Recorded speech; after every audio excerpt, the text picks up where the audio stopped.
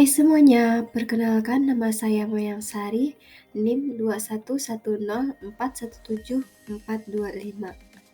Mata kuliah Teknologi Informasi dan Multimedia. Dosen pengampu Ibu Thea Geneveva J. Jesajas, SMMM. Pada kesempatan ini saya akan membahas secara singkat sejarah revolusi industri. Revolusi industri adalah perubahan besar dan radikal terhadap cara manusia memproduksi barang. Sejarah revolusi industri pertama kali terjadi di negara Inggris pada tahun 1760, abad ke-18, yang mana saat itu kondisi negara berada dalam keadaan stabil. Revolusi 1.0 adalah era yang terjadi pada abad ke-18, tahun 1760 sampai 1840. Pada kisaran tahun tersebut, penemuan mesin Watt oleh James Watt merupakan awal terjadinya era ini di tanah Inggris sehingga membawa perubahan besar di berbagai sektor.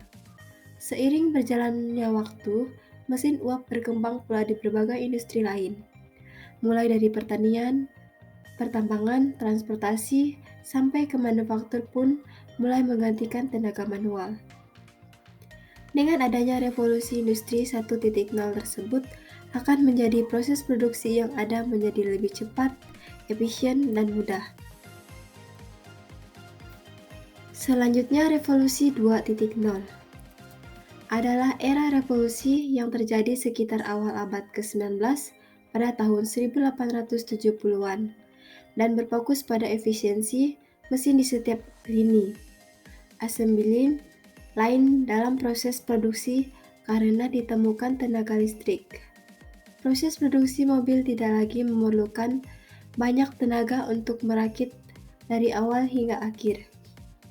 Diselesaikan dengan konsep lini produksi atau assembly line dengan memanfaatkan conveyor belt.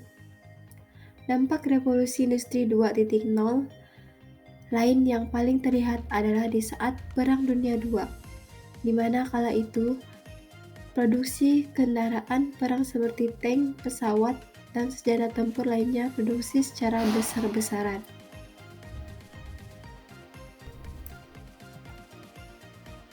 Revolusi 3.0 adalah era terjadi sekitar awal abad ke-20 tahun 1970-an dan dipicu oleh perkembangan mesin-mesin pintar seperti komputer dan software berbasis teknologi informasi yang perlahan menggantikan peran-peran manusia di lapangan.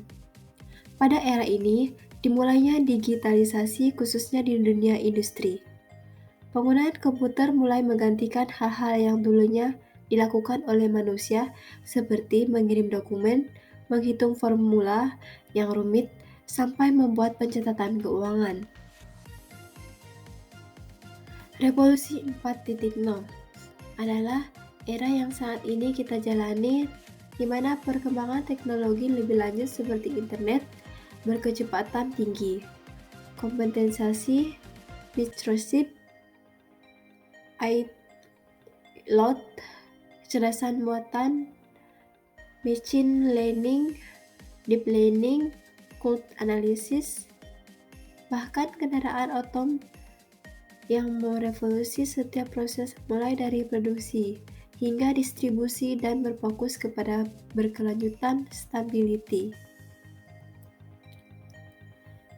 Teknologi ini menciptakan konektivitas antara manusia, data mesin, teknologi baru yang belum pernah ada sebelumnya pun memunculkan di era ini seperti ojek online, tarik tunai lewat ponsel, sampai warung digital.